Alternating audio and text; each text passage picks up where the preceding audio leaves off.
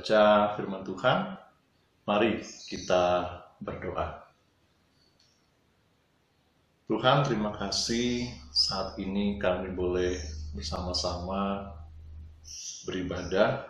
Kami akan membaca firman Tuhan dan juga akan merenungkannya. Kuasai kami Tuhan dengan hikmat dari Tuhan, membuat kami dapat mengerti, memahami, dan kami dapat melakukan firman Tuhan ini dalam kehidupan kami. Ampuni ya Tuhan segala kekurangan kami, di dalam Kristus inilah doa kami. Amin. Filipi pasal 4 ayat 11. Saya akan bacakan buat kita semua. Kukatakan ini bukanlah karena kekurangan, sebab aku telah belajar mencukupkan diri dalam segala keadaan. Demikian firman Tuhan. Berbahagia kita yang membaca, merenungkan, dan melakukan firman Tuhan ini dalam kehidupan kita hari lepas hari. Terpujilah Kristus. Haleluya.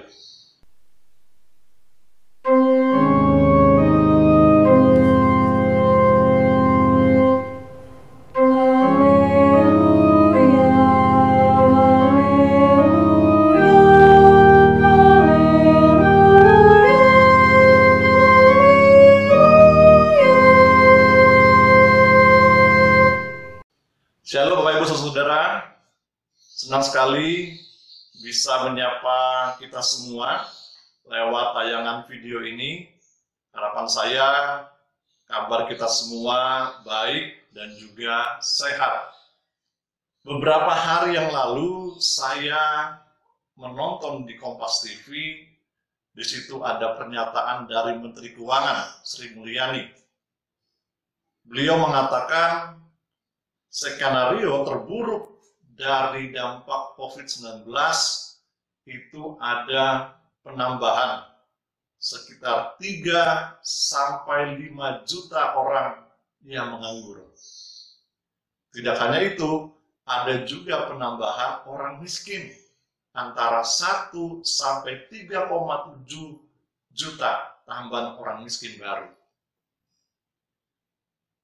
Setelah menonton video tersebut, saya bertanya dalam diri, wow, itu angka yang sangat besar. Bagaimana dengan mereka yang penghasilannya di bawah rata-rata atau penghasilannya upah harian? Pasti mereka sangat terdampak, terpengaruh dari krisis ini. Nah, yang unik, saya mendapat 2 kabar dari kenalan saya.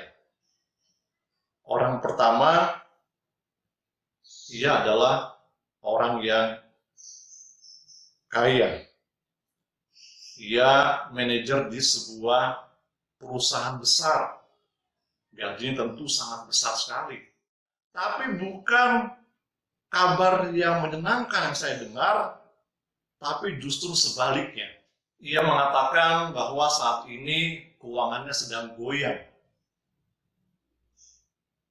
Banyak sekali tagihan-tagihan yang harus ia bayar. Kebutuhan hidup keluarganya sangat besar. Gaya hidupnya juga belum bisa mereka rubah.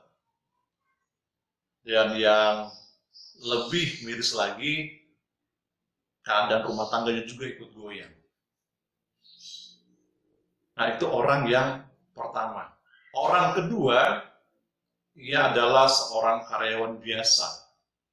Saat ini dirumahkan, bahkan gajinya ada pemotongan, tapi ia mengucap syukur sampai saat ini masih ada makanan di rumah.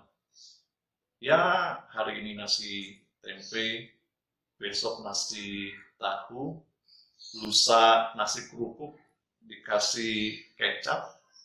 Kalau mau berhemat, mie instan. Itu yang ia katakan.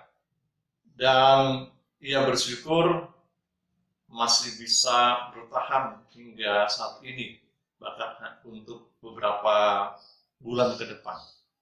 Nah, Bapak Ibu, saudara-saudara, Itu tadi 2 orang yang memberi kabar kepada saya, sama-sama terdampak, terpengaruh dari krisis ini dengan status sosial yang berbeda, tapi mereka punya cara sendiri, punya pandangan sendiri untuk menghadapi masalah ini.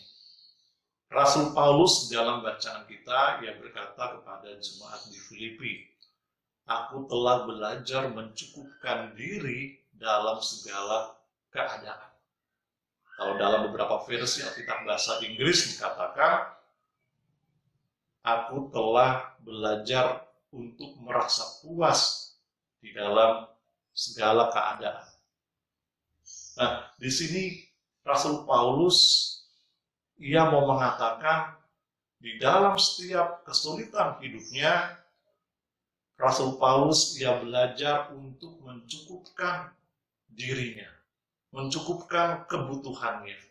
Ia bersyukur dan sudah merasa puas dengan apa yang ia miliki dan apa yang ia alami saat itu.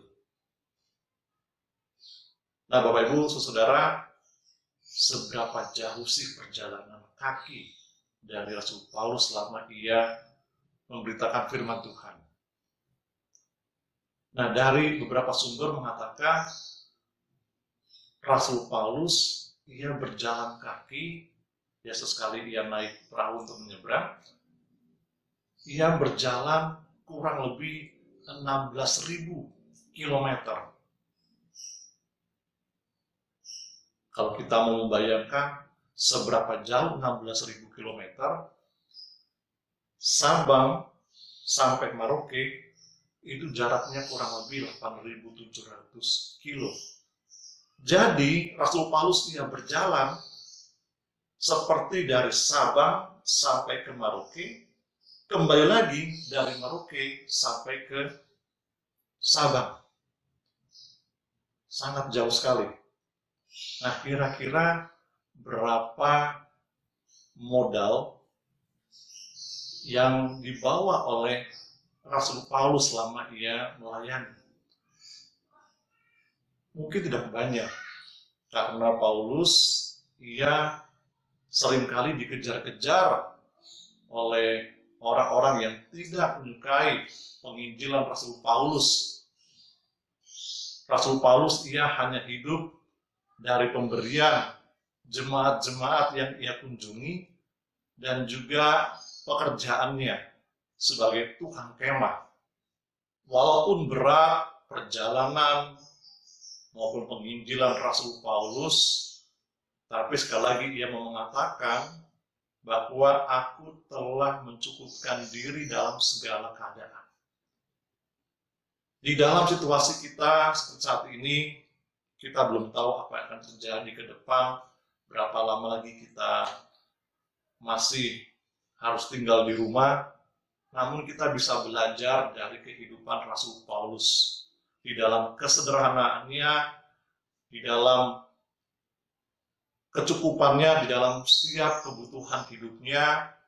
Kalau misalnya Rasul Paulus saat itu ia hidup dengan foya-foya, tentu kisah perjalanan atau penginjilan Rasul Paulus akan sangat berbeda dengan apa yang tertulis dalam Alkitab saat ini. Ketika kita tidak bisa mengendalikan keinginan kita, nafsu kita, maka keinginan itu yang akan mengontrol kita, yang akan mempengaruhi kita. Yakobus pasal 1 ayat 14 mengatakan, tiap-tiap orang dicobai oleh keinginannya sendiri. Untuk itu, mari saya mengajak kita semua, kita minta hikmat, kebijaksanaan dari Tuhan. Di dalam situasi seperti saat ini, kita belajar dari kehidupan Rasul Paulus. Dengan kesederhanaannya, kita saat ini bisa belajar lebih berhemat, membedakan mana kebutuhan yang harus kita penuhi dan mana keinginan yang harus kita kontrol. Sambil kita menjaga kesehatan kita berdoa kepada Tuhan supaya situasi ini akan cepat lebih baik lagi. Kiranya firman Tuhan ini boleh menguatkan kita semua, dan Tuhan Yesus memberkati. Amin.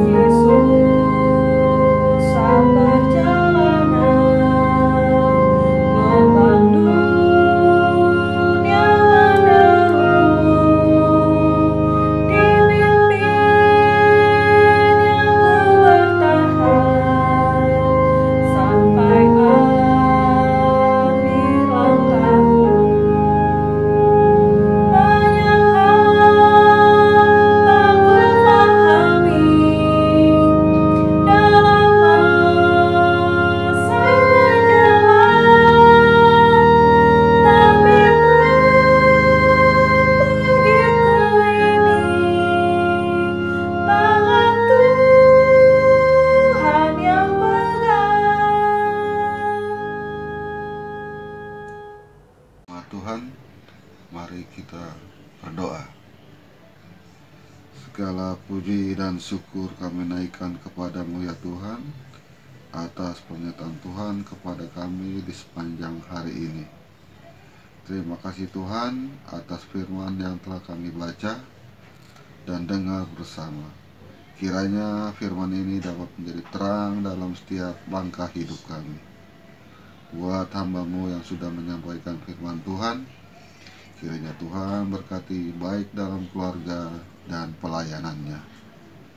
Saat ini kami berdoa untuk kesehatan seluruh jemaat. Tuhan berikan selalu kesehatan kepada jemaat, dan jauhkanlah dari segala sakit penyakit, virus yang sedang mewabah saat ini.